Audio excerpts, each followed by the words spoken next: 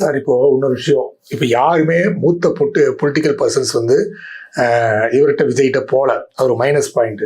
விஜயகாந்த் மைனஸ்னா என்ன மைனஸ்? கூட்டம் நிறைய வருது, அது வாக்குகளா மாறும் நம்புறாரு. இப்ப பொலிட்டிஷியன்ஸ், எக்ஸ்பீரியன்ஸ் பொலிட்டிஷியன்ஸ் இல்லைன்னா அது என்ன மாதிரி இம்பாக்ட் அவருக்கு ஏற்படுத்தும்? இப்போ விஜயகாந்துக்கு அப்படிதான் இருந்துச்சு. நிறைய பேர் வந்தாங்க, மன்சூர் அலிகான்லாம் சேர்ந்தாரு, அவர் சேர்த்தவே இல்லை யாரையும். எல்லா சினிமா ஆர்டிஸ்டும் வந்து சேர்ந்தான், அவர் சேர்த்தல.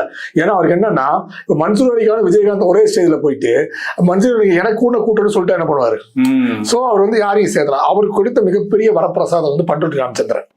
அப்ப அவர் போனோம்னா ஸ்ட்ராட்டஜி அவர் கணிப்புல சொன்னார். 2011 தேர்தலையே ஜெயலலிதா முதல்வர், விஜயகாந்த் எதிர்கட்சி தலைவர்னு சொன்னார். அதே மாதிரி நடந்துச்சு, அது மாதிரி ஒர்க் அவுட் பண்ணார்.